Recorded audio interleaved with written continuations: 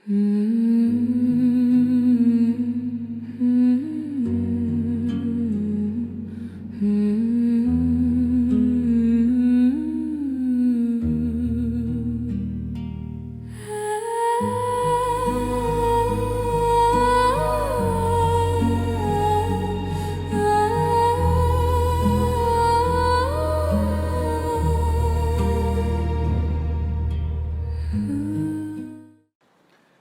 Pregnancies ఈ మధ్య 2 తెలుగు రాష్ట్రాల్లో తల్లిదండ్రులను భయంలోకి నెట్టేస్తున్న ఒక విషయం. 2 సంఘటనలు 2 తెలంగాణలోనే. ఇంటర్మీడియట్ పిల్లలిద్దరూ గర్భం దాల్చడం, ఊహించని అననుకూలమైన స్థలాల్లో వారు డెలివరీ కావడం కలవరపరిచిన సన్నివేశాలు ఈ 2. మార్చి 2వ తారీఖున నాగర్ కర్నూలులో ఇంటర్మీడియట్ రాస్తుంది ఒక పాప, 16 సంవత్సరాలు. తీవ్రమైన కడుపులు నొప్పి వస్తే స్థానిక హాస్పిటల్కి తీసుకెళ్ళడం, అక్కడ పరీక్షించిన డాక్టర్లు స్కాన్ నిమిత్తం స్కాన్ సెంటర్కి పంపడం. ఆ దగ్గరలో ఉన్న స్కానింగ్ సెంటర్కి తల్లితో కలిసి ఆ 16 సంవత్సరాల పాప వెళ్ళడం, స్కానింగ్ తీయడానికి ముందే ఆ బిడ్డకు తీవ్రమైన కడుపులో నొప్పి రావడం, పక్కనే ఉన్న వాష్రూమ్లోకి వెళ్ళిన తర్వాత ఎంతసేపటికి ఆ పిల్ల బయటికి రాలేదు.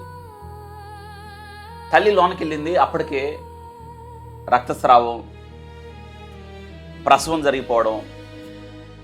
ఆందోళన చెందిన తల్లి, ఆ పాప ఇద్దరు కూడా ఆ బిడ్డను అక్కడే వాష్ బేసిన్లో వదిలేసి చాలాసేపటి తర్వాత బయటకు వచ్చి ఆ స్థలం నుంచి వాళ్ళు వెళ్ళిపోవడానికి ప్రయత్నం చేశారు. ఇది గమనించిన స్కానింగ్ సిబ్బంది ఏం జరిగిందో లోనికి వెళ్ళి చూడడం, అప్పటికే ఆ పసికందుని వాష్ బేసిన్లో ఉంచేయడం, అక్కడ తీవ్రమైన రక్తస్రావం. వెంటనే పోలీసులకు సమాచారం అందించడం, తిరిగి ఆ తల్లి అయిపోయిన చిన్న బిడ్డను 16 సంవత్సరాలు ఆ పుట్టిన పసికందును ఇద్దరిని నాగర్ కర్నూలు గవర్నమెంట్ హాస్పిటల్కు తరలించడం. ఇది ఒకంత కలవరపరిచే విషయం. ఇక 2వ సంఘటన సరిగ్గా వారం రోజుల క్రితం కొత్తగూడెం పాల్వంచ్లో ఇంటర్మీడియట్ పరీక్షలు రాస్తూ ఉంది. ఆ ఆడపిల్ల వయసు కూడా 16 సంవత్సరాలే. ఎగ్జామ్ రాస్తున్న క్రమంలో తీవ్రమైన కడుపుల నొప్పి రావడం, అక్కడున్న లేడీ ఇన్విజిలేటర్ గమనించి ఏం జరిగిందో అని విచారించేటప్పుడు వాష్రూమ్కి వెళ్తానని అడగడం, వాష్రూమ్కి వెళ్ళడం, వాష్రూమ్లో ఈ 16 సంవత్సరాల అమ్మాయి ప్రసవం అవడం, ఆ బిడ్డను అక్కడున్న చెత్తకుప్పలో డస్ట్బిన్లో కుక్కేసి ఉంచడం. చాలాసేపటికి నీరసంగా బయటకు వచ్చినప్పుడు ఇన్విజిలేటర్ కనుక్కోవడం, పొంతలు లేని సమాధానాలు చెప్పడం, నీరసపడిపోవడం, విపరీతమైన రక్తస్రావం జరగడం. వాష్రూమ్లోకి ఏం జరిగిందో చూసేటప్పటికి అప్పటికే బిడ్డ చనిపోయి ఆ డస్ట్బిన్లో కుక్కేసి ఉండడం. ఆ పాపను అడిగినప్పుడు చనిపోయిన బిడ్డని నేను డెలివరీ అయ్యాను అని చెప్పడం. పోలీసులు ఫోన్ చేయడం, పోలీసులు వచ్చి ఆ పుట్టిన పసికందును మార్చుడికి తరలించడం. ఈ 2 సన్నివేశాలు ఇవి కనిపించినవి ఎన్నో. ఇటీవల కాలంలో ఇటువంటి సంఘటనలు ఎన్నో వెలుగులోకి వచ్చాయి. కనిపించాయి కొన్ని, అయితే కనిపించినవి ఎన్నో. ఇటీవల కాలంలో ఆంధ్రప్రదేశ్లో టీన్ ఏజ్ ప్రెగ్నెన్సీస్ అంటే ఒక ఆడపిల్ల వయసులోకి వచ్చిన తర్వాత, అనగా మెచ్యూర్ అయిన తర్వాత 19 సంవత్సరాల లోపు ఎప్పుడూ తను గర్భం దాల్చినా దాన్ని టీనేజ్ ప్రెగ్నెన్సీగా లెక్కించాలి. ఆంధ్రప్రదేశ్లో ఇటీవల కాలంలో జరిగిన ఒక మహిళా జాతీయ స్థాయి మహిళా సదస్సులో మహిళా కమిషనర్ సాక్షాత్తు చెప్పిన మాట ఏంటంటే, ఆంధ్రప్రదేశ్ దేశంలో టీనేజ్ గ్రూప్ ప్రెగ్నెన్సీకి 3వ స్థానంలో ఉంది. 12.8% 3వ స్థానంలో ఉంది అనేది చాలా ఆందోళన కలిగించే విషయమే కదా. చదువుకోవాల్సిన వయసులో ఆడపిల్లలు భవిష్యత్తును తీర్చి దిద్దుకొని ఉన్నతమైన శిఖరాలకు వెళ్ళవలసిన వయసులో ఆడపిల్లలు జీవితం గురించి ఎన్నో కలలు ఆశయాలు ఉంటాయి. వాటిని నెరవేర్చుకోవాల్సిన వయసులో గర్భం దాల్చడం అనేది చాలా వారి భవిష్యత్తును పాడు చేసే విషయమే కదా. టీనేజ్ ప్రెగ్నెన్సీ అనేది చాలా సున్నితమైన విషయం. దీని గురించి చర్చించడానికి అసలు చాలామంది ఇష్టపడరు. ఎందుకంటే సమాజంలో అదొక భావన.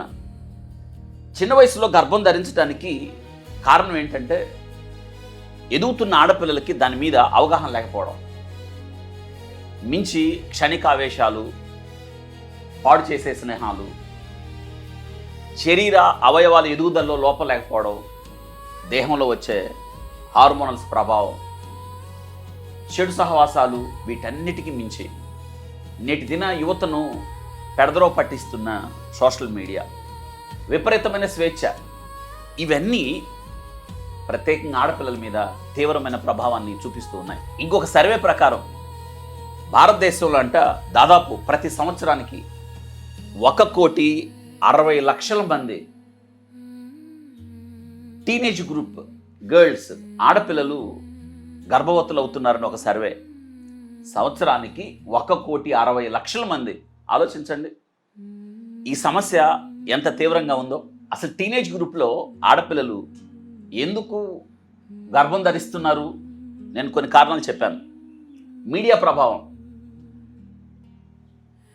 కరోనా తర్వాత తప్పనిసరి పరిస్థితుల్లో మన బిడ్డల చేతుల్లోకి వచ్చిన గ్యాడ్జెట్స్, ట్యాబ్స్ కానీ ఫోన్లు కానీ, దాని ద్వారా వారి చేతుల్లోకి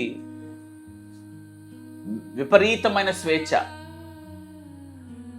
సోషల్ మీడియా ప్రభావం, సినిమాల ప్రభావం, వారు చూస్తున్న,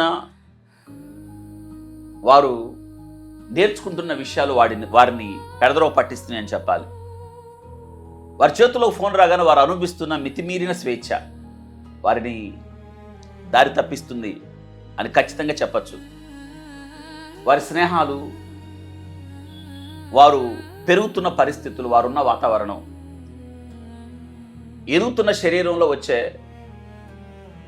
హార్మోన్స్ ప్రభావంతో భావోద్రేగాలు నియంత్రించుకోవాలని తీసుకుంటున్న క్షణికావేశాల్లో తీసుకుంటున్న నిర్ణయాలు, మించి కుటుంబ పరిస్థితులు. ఆడపిల్లలు ఎదుగుతున్నప్పుడు ప్రత్యేకంగా తల్లిదండ్రుల పర్యవేక్షణ ఉండాలి, వారితో స్నేహంగా కొనసాగడం ఉండాలి, వారి సమస్యలు ఏంటో తెలుసుకొని అవి స్నేహభావంతో, ప్రేమతో అవి పరిష్కరించాలి. నా దగ్గరికి ఒకసారి తల్లిదండ్రులు వచ్చారు. ఇద్దరు ప్రభుత్వ ఉద్యోగులే.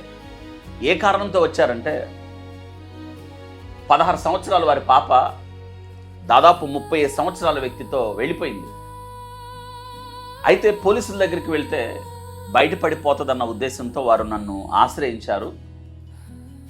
నాకున్న పరిచయాలతో డిఎస్పీకి ఫోన్ చేసి కేసు లేకుండా మా పాపను మాకు అప్పగించి ఏర్పాటు చేయమని వారు ఎంతగానో ఏడ్చారు.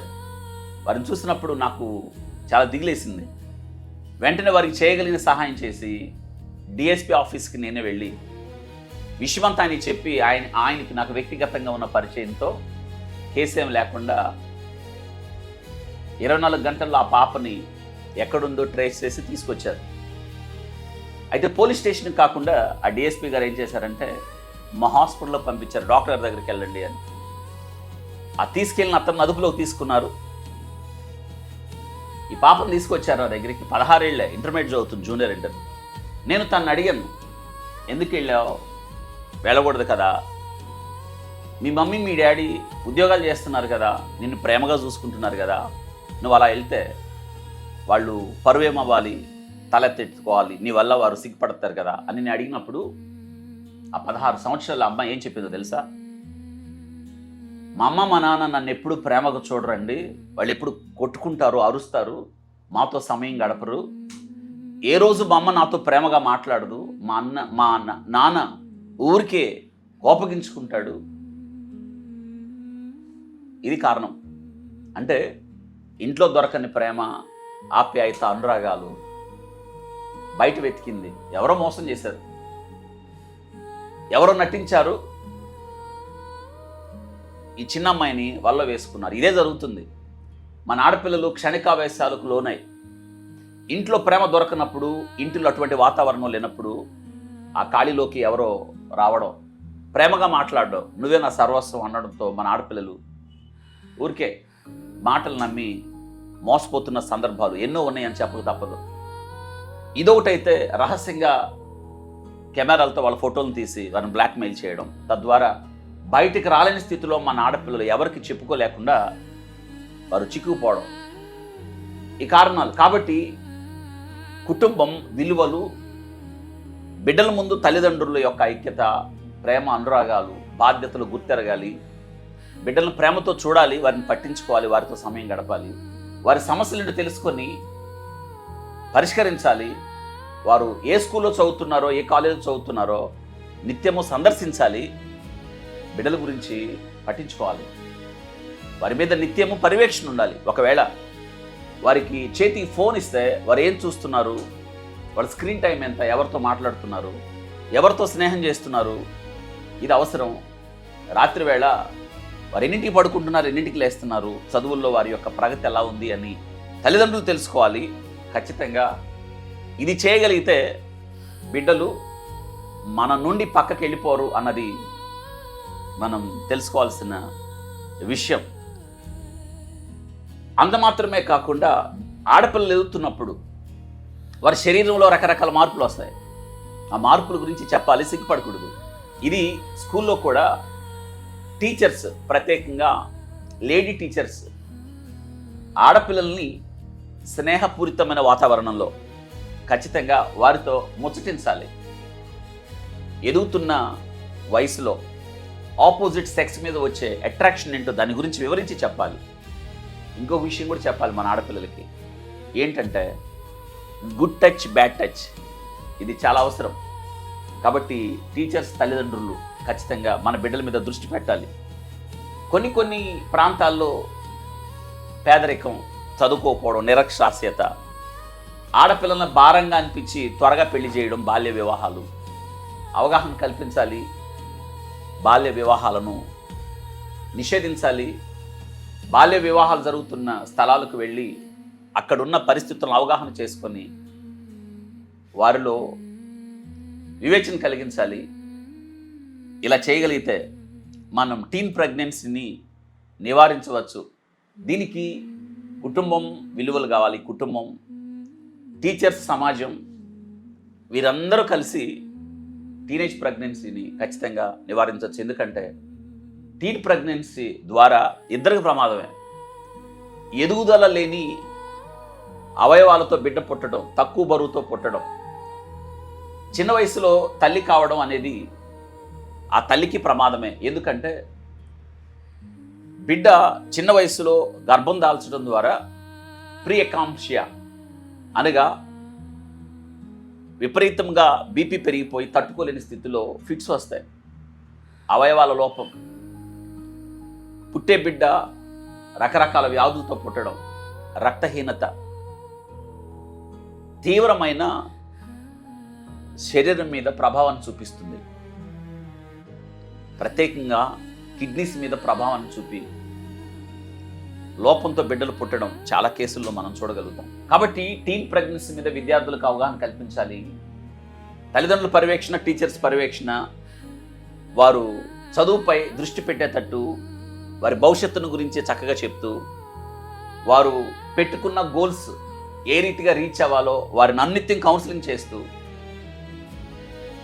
చదువు మీద ఏకాగ్రత పెంచే కౌన్సిలింగ్ని వారికి రోజు జ్ఞాపకం చేయాలి. మంచి వాతావరణం, చెడు సహవాసాల నుంచి, అలవాట్ల నుంచి దూరం చేయడం, ముఖ్యంగా తల్లిదండ్రులు, టీచర్స్ స్నేహ వాతావరణంతో వారికి అవసరమైన సమయంలో వారికి ఏం అవసరమో ఆ విషయాలు వారితో చర్చించి ప్రేమతో వారిని దగ్గరికి తీసుకోగలిగితే ఖచ్చితంగా ఈ టీనేజ్ ప్రెగ్నెన్సీస్ నివారించవచ్చు. మన ఆడపిల్లలకు మంచి భవిష్యత్తును మనం ఇవ్వడానికి అవకాశం ఉంది.